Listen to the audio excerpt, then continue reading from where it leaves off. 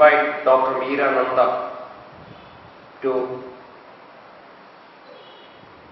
present her Premanand Memorial Lecture. Her subject is Faith-Based Culture and Politics in India.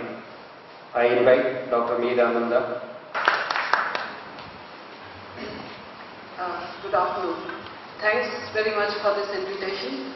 I hope I can do justice to the ideas of Premanand, and I'm going to start with introducing you to a little gem of a rationalist book. This is too long for me. It's a book called Ethics of Belief, written by a British mathematician and a philosopher by the name of William Kingdon Clifford. He's quite well read in the US. Amongst the secular humanists know of him, but I think in India he's not all that well recognized. So I want to tell you a little bit about this idea of duty to believe on adequate evidence. I'll start with laying out what the Clifford thesis is, and connect it to the debates in India about religion, scientific temper, and certain issues about worldviews. So I'm going to tell you a little. I'm going to introduce you to Clifford's idea, and you will see the relevance in a minute.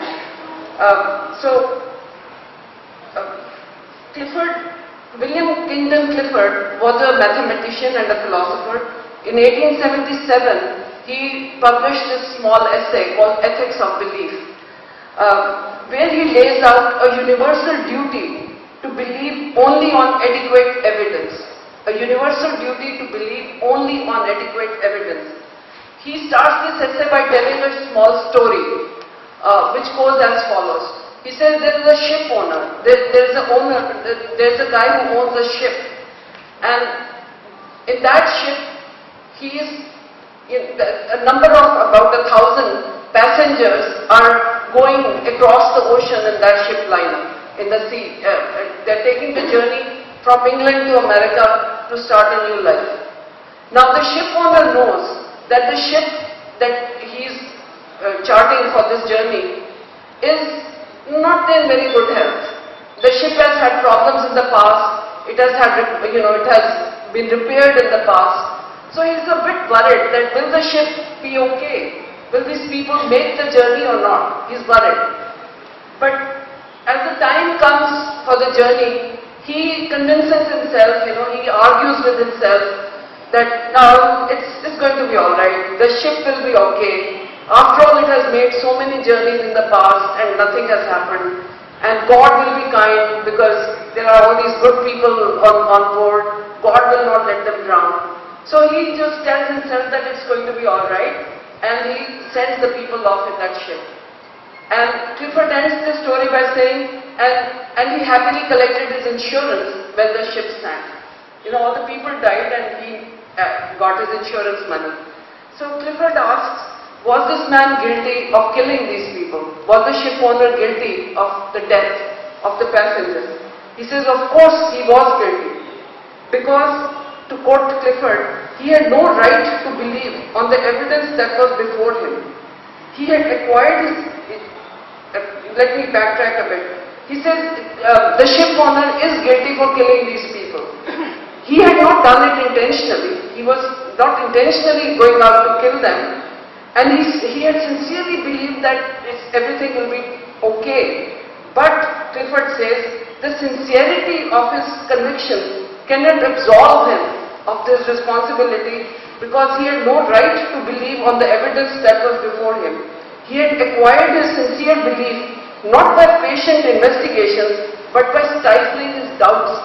You see, he had acquired this peace of mind that all will be well by stifling his doubts. Then Clifford goes on to ask, what if the ship had not sunk? What if it was okay? would the man still be guilty? He says, yes, he would still be guilty, not of killing anyone, but he'll be guilty of being unethical because he is still guilty for defying the fundamental duty of forming beliefs after careful consideration of evidence. He says it's not the outcome, maybe the result was okay, people did not die, but the process through which he acquired his beliefs, the process is what matters. He arrived at the belief that the ship will be okay by a wrong process, by stifling his doubts, by setting aside troubling questions. So he says, from here, Clifford derives a universal duty that it is incumbent upon all, from statesmen, philosophers, poets, or even rustics in village pubs, to the duty is the duty of questioning all that we believe. And he sums it up with a credo. And the credo states that it is wrong always, everywhere, and for everyone to believe upon insufficient evidence. So, like religions teach you, to take care of your soul, how to take care of your soul. He is laying out some guidelines about how to take care of your mind, how to perform, how to be respectful of facts and base your opinions and beliefs on the available facts. Now, one can still ask Clifford, why does he call it? It's like a Kantian categorical imperative that thou shalt inquire. You have to inquire, you have to, whatever beliefs you have, it's your responsibility to sort out good evidence from bad and form your beliefs on good evidence. So one can still ask, why is it a duty? If nobody is being harmed, so why does it matter whether to form beliefs on proper evidence or not? Supposing nobody is being harmed, what is the issue? He thinks that regardless of the outcome, it is still a duty because every little act because beliefs, he gives beliefs enormous importance. He says beliefs are what guide us in action. Beliefs are motives for action, like justifications for action. So we act in the world, we have to make sure that we are acting on correct beliefs. Secondly, he says even small little lies that we might tell ourselves with good intentions end up setting up a kind of a paradigm. If you accept a little lie, or not even a lie, if you accept a statement on shoddy evidence once, it's maybe harmless, no big deal, astrology. Who is it harming? I mean, people can say, so what, I read my horoscopes in newspapers, it's harming nobody. What's the issue? He says, even these harmless little things we do without due consideration for facts sets up a kind of a process in which gathers speed. If we accept this today, we will accept that tomorrow. And it becomes a mindset. It sets up a paradigm in which you are mired in erroneous beliefs. So that is why he makes no exception. It's a categorical imperative that all human beings everywhere have a moral duty to inquire before they form their beliefs. And he continues that belief, coming to forming beliefs and learning to sift good and bad evidence cannot be an individual's job alone, cannot be one person's job. It is a social act. It is the response. Social institutions have to be set up in a way that promote this kind of belief formation, which is based upon adequate evidence. He calls it, anyway, I won't go on more into the details of what he's saying. This book it's a very short essay, just about 20 pages long. The rest of it is something else. This essay, when it was published, was quite influential. In fact, William James wrote a very famous response to this essay, which is called Will to Believe. Clifford had argued that we have an ethics to believe, an ethic behind belief, which is of careful, responsible inquiry.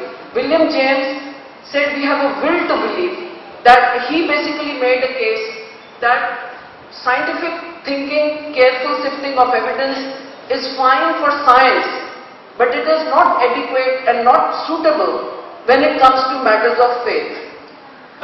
In matters of faith, William James argues that we can exert our will, we can decide to believe without evidence. That is the definition of faith. To believe without evidence is faith. And William James' essay, which is it's a classic, which is included in this book actually, where he lays out that why faith is a reasonable thing to hold, to believe without evidence on matters of higher things, matters of life after death, matters of origin of the world, which science cannot answer, at least not right away. He says we can't wait for science to give us all the answers on these momentous issues which every human being is worried about. What happens after death? Who created the earth? On these matters, we are free to choose what we believe. We can assert our will to believe. So there is this sort of little bit of intellectual history of this. These two essays are a part of intellectual history of rationalism in the West. And I think they are extremely relevant in understanding our own present situation in India. And that's what I'm now going to try to do. In India, we are living in a very strange contradiction. On one hand, we have a constitution which promises, which makes it a, in fact, if you notice, this imperative, Clifford's imperative that you shall form beliefs only on adequate evidence, is actually a restatement of what our constitution calls the scientific temper. You shall cultivate scientific temper. And humanism, the Article 51H, basically it's saying the same thing, that you shall cultivate the habit by proportioning your beliefs according to the evidence available. So India that way is unique in the world, where the constitution brings in, constitution adheres to tenets of rationalism and humanism. And in India we think Satyamev Jayate is our national credo. We seem to think that we are actually on the side of inquiry and humanism in India.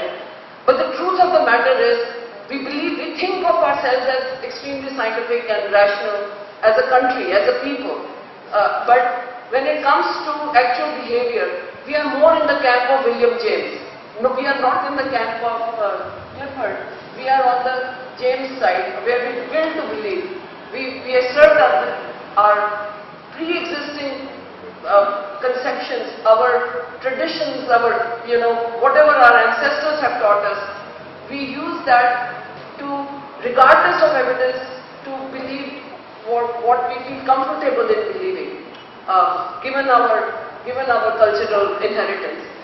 And so this is a strange contradiction. A self-perception of being rationalist and open-minded, reality of acting out of fear, and sometimes superstitious belief. In India, the constitution promised complete freedom of belief, but as a safeguard, you can believe whatever, but also cultivate scientific temper. I mean, Indian constitution does not draw a wall of separation between state and church, but all it does is it gives equal freedom to religions, to all religions, and combines it with this business of careful, of scientific temper. The idea was of the founding fathers that gradually, with cultivation of a rationalist culture, religions will shed some of their reactionary, old-fashioned, superstitious ideas.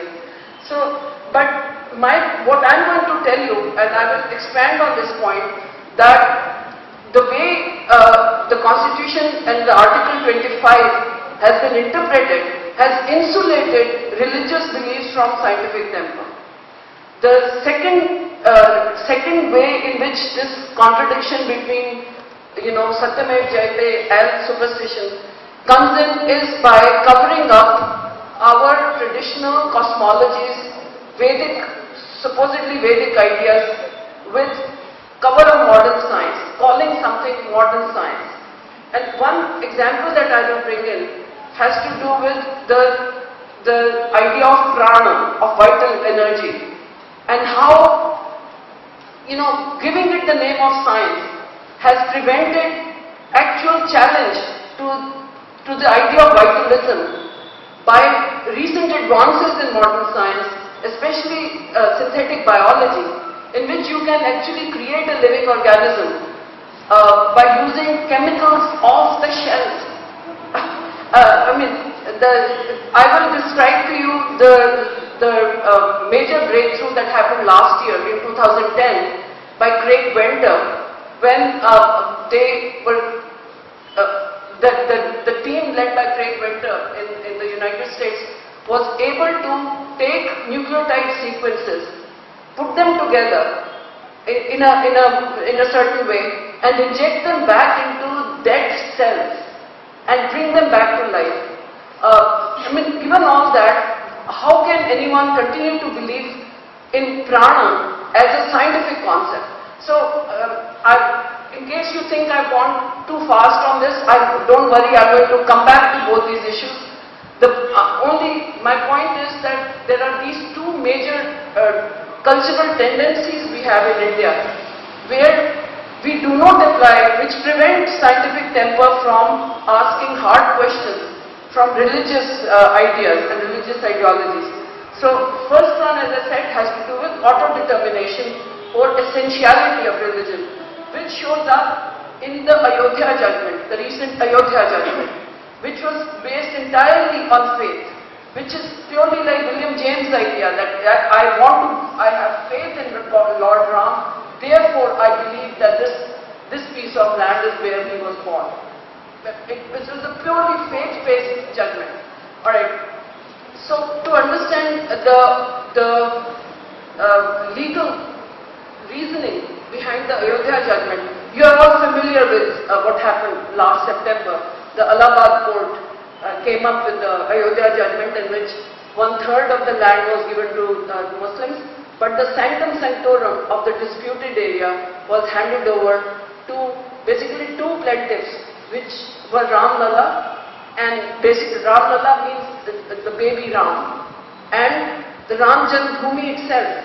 In fact, most people don't know that in this particular legal case, there were three plaintiffs against the Sunni Waqf board. The three plaintiffs were, one, an idol. God Ram's idol was a plaintiff. The idol had all the rights of a person. He was legally a person, was declared legally a person. Second plaintiff in this case was, you won't believe it, the Janmabhoomi itself. The Janmabhoomi, the piece of land, was given the status of a person with rights. And the third participant was somebody,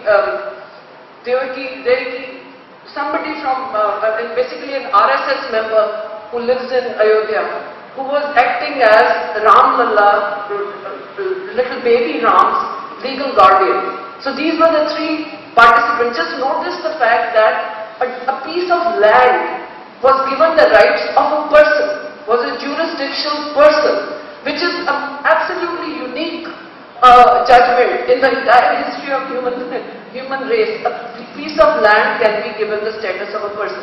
Now, let me backtrack a bit and see where were these judges coming from. The Allahabad court wasn't saying something that is not a part of our legal thinking in our country. What happens is this: Article 25 is the main article which lays out freedom of religion, right? In which actually Article 25 gives freedom of religion but takes it back also. State can intervene in the affairs of religion if those things, those affairs contravene the fundamental rights, the fundamental rights of equality. And if the temple or any religious institution goes against any practice, religious practice goes against public health, morality and order. I mean, So Article 25 gives the freedom of belief, but also puts restrictions on it. But here is the crux of the problem. Article 25 only gives the state the authority to intervene in the secular affairs of religion. I mean, if temple entry, supposedly is a secular affair, though it has religious justifications also. Temple entry, the money spent, money that temples get as donations, accounting, these kind of things the state can intervene. When it comes to actual practices, the state has no right. Religious issues are to be decided purely by religious authorities using their own doctrines and they're using their own standards of reasoning. This actually has been, it's not in the constitution, but this is how Article 25 has been interpreted over the years by the Supreme Court. There was a famous judgment in Shirur Math case in 1953, which basically announced two things. That not only religious beliefs but practices also have the protection of law. And who will decide? Who will decide? Because in India, there is such a huge variety of religious practices, but who will decide that some practices are necessary to conduct a religious ceremony? So the Supreme Court left it entirely to the religious authorities.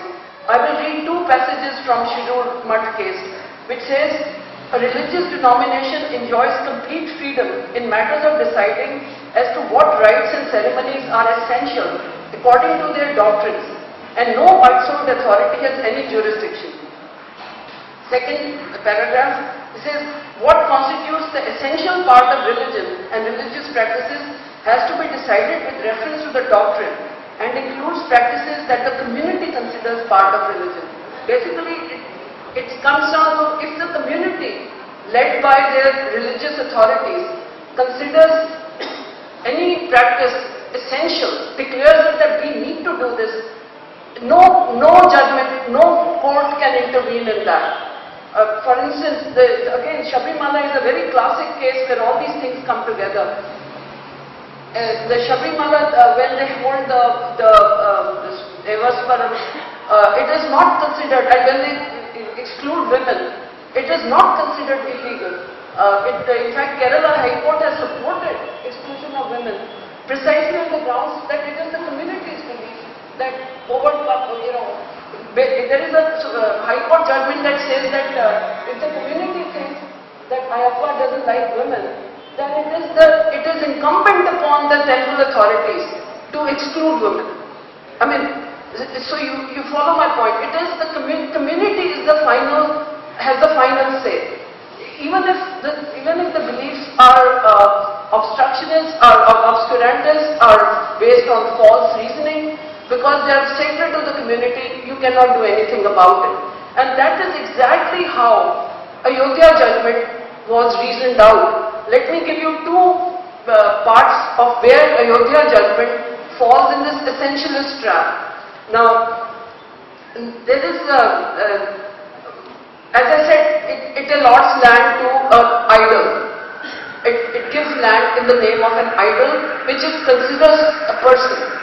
Now, and it also decided on whether the site is where Ram was born or not.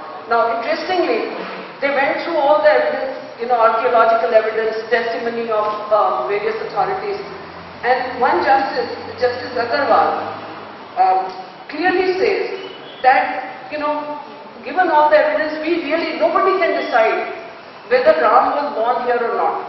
Because he says, with the period of Lord Ram ranges in several thousands and lakhs of years, we can't even know whether Lord Ram was real, or how can we even decide whether he was born exactly here.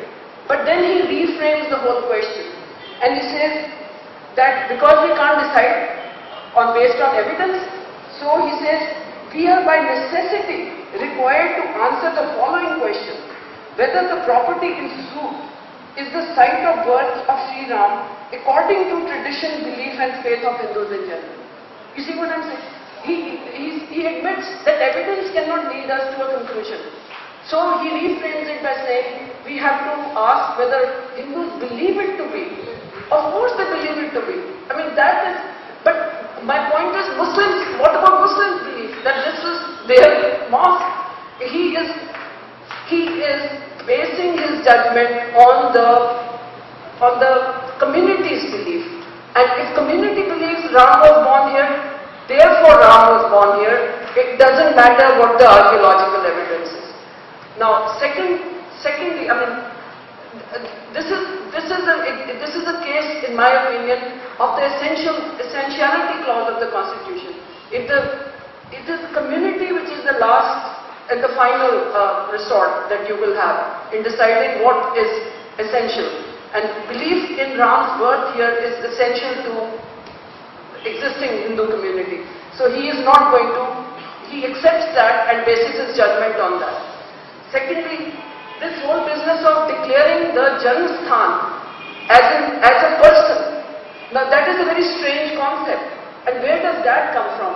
In Hindu law, idols are treated as persons for certain functions. Idols are supposed to be the owners of the temple, and whatever donations people give are supposed to be donations of the god. Because the reason this law was accepted by everyone was that you would give donations and the priests would eat it up. They would consider it their private property. So this law was put in place to stop that. The money was actually, idol was considered a person who has legal rights on the donations. Now, this reasoning was extended to the Janmasthan itself, was turned into a person because of this belief that Hindus consider this place, the Janmasthan. Let me read to you from the judgment. The Hindus believe that Sri Vishnu took the form of Sri Ram Lalla and manifested himself in human form at this very place. This place bears the spirit and power of the Lord of Lords. And a visit to this place is sufficient to confer all the merits and salvation upon the believer. Because it is so sacred and it confers all the, so it is considered a deity. The place is considered a deity, and a deity is considered a person. Therefore, this person has a right, a claim on this mosque. This is a very dangerous judgment, and I hope the Supreme Court will overturn it, because it is setting a precedent for it is giving the beliefs of the community the total power to decide what's going to happen. And if it treats idols and places as persons on whose behalf anyone can file a lawsuit, then you can imagine what's going to happen. You know, there will be any number of lawsuits on behalf of temples. So, but the reason I brought this is, the reason I recounted the story of Ayodhya judgment is to show how helpless this whole business of scientific temper, thinking based upon evidence, is in the face of this interpretation of constitution, in which the faith of the community is considered paramount and nothing can be done to challenge it. It kind of insulates religious faith from critical reasoning. The second way scientific temper is rendered helpless has to do with putting a cover of science on obstructionist ideas, obscurantist ideas. I have been looking at this issue of vitalism, issue of what we call prana in Hinduism is called prana, which is it's sort of an invisible energy that pervades everything, and without it there will be no matter. Matter will be lifeless and without consciousness. In fact, if people do pranayama, what is it based upon? These days everyone is doing pranayama thanks to Ramdev on television. But most of these modern gurus play a double game If they're confronted with a rationalist, they'll say, oh, I'm only talking of oxygen. Prana is only oxygen. You're breathing in, breathing out, and that brings certain balance. But in their more sort of philosophical mode, they go into prana is not really oxygen. It is the principle of life itself. It is Shakti. It is some sort of a life force, vital life force that you are imbibing. In fact, if you read Raj Yoga by Vivekananda, you will see what modern Hindus mean when they say prana. And this whole business of spiritualism and a lot of alternative medicines are based upon the idea that there is this life energy that you are either trying to balance or you are trying to control by breathing and yogic practices and all that. And the interesting thing is, starting with Vivekananda and through Radhakrishna, modern Hinduism has always claimed that these concepts are, they actually anticipated modern science, or they are legitimized by modern science. Prana is often equated with electrical energy, electromagnetic energy, with quantum physics, things of that kind. The scientific terminology is used to justify prana. And why, because it creates a certain smugness amongst Indians that we already knew all this stuff. But the reality is that this whole school of vitalism, where there is some sort of energy that will animate things, has been discarded for the last 100 years. Vitalism has not been discarded philosophically, but it has been proven to be false experimentally. When was it? 1830 is when urea was manufactured in a lab. That was the beginning of the end of vitalism. Scientists used to think that, in order to make urea, which is a part of urine, it's a waste product of metabolism, you have to have kidneys. You have to have things with kidneys who will produce urea. But after urea was manufactured in the lab, people realized that there is not much of a difference between organic and inorganic chemicals. And then one thing leading to another, there were enzymes being... The idea that you needed something to animate dead matter was discarded. And the latest nail in the coffin of vitalism, of all this pranic thinking, came last year in the US, where Craig Venter is the guy who decoded the human genome. He was running a race against NIH, National Institute of Health, but he reached there faster than others, and his team decoded the human genome. He was the first one. Now they then started working on what they call synthetic biology, and which has its, one can debate it whether it's for the good of humanity or for the bad of humanity, but he proved that you can actually create a living organism starting with off-the-shelf chemicals synthesized in industrial plants. You can create life from the beginning. What he did was as follows. His team first analyzed the genome of an organism called Mycobacterium. I forget the name of the species. Genus Mycobacterium. It has a very simple genome, about 1 million bases. They decoded it, and then using the most cutting-edge technology, they reconstructed the genome from a computer readout. They constructed the genome back using nucleotide by nucleotide and putting it all together. And they micro-injected these strands of reconstructed DNA into shells from which the DNA had been expelled. Empty shells of Mycobacterium. They re-injected the synthetic DNA. And after many tries, it wasn't easy, because putting such a long strand of DNA together was not all that technological. It required some technological tinkering, but they managed to do it. And they re-injected this DNA into an empty shell of a mycobacterium. And it came to life. It did things what a living organism does. It consumed energy, it reproduced. And this was a very important breakthrough. You know, it opens up possibilities maybe for the bad. You can synthesize genes and put them back into organisms. I mean, there are dangers of it.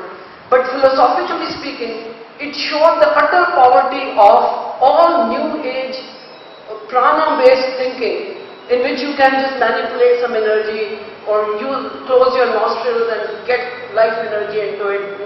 There is no such thing as vital energy. The reason this is important to us in India is that these new developments do not make any impact on us somehow, because we think that evidence actually supports our way of thinking, or pranic way of thinking. Because from the beginning, children are just groomed in this way of thinking that Vedas are all science, modern science concerns the Vedas, quantum mechanics is just a repetition of the Vedas. It's drilled into your head. Even scientists in India, I can assure you that biotechnologists in India will start doing synthetic biology, I'm sure, because it is the new trend. But they will not think about the philosophical consequences, philosophical lessons of this way of thinking. So again, to get back to where I started, what I'm trying to say is the Clifford's credo, that to think based upon evidence, that is blocked in India by this way of thinking that the science actually supports religion. Now to conclude, the solution to these issues, both of these issues, where faith-based judgments like Ayodhya and this issue of prana lies in serious, serious, not just adherence, not just personal adherence to scientific temper, but fighting battles for it in public. Because the way things are, religious authorities are not going to start thinking, scientifically. There isn't much development in India where there is any reformation coming from within religion. It's not happening. Scientific community in India is not, somehow the training is such that critical thinking is not very, very popular among scientists. So scientific community is not going to fight battles on behalf of science in the public. So it is incumbent upon rationalists, Marxists, anti-Marxists, whoever, to humanists, to not just think about these things, but to bring them into the public, fight battles on its behalf. Otherwise, our laws and our existing social institutions are sort of, the way they are organized, it will not allow a serious challenge to faith-based reasoning in our country. Thank you. Thanks a lot, Dr. Meera.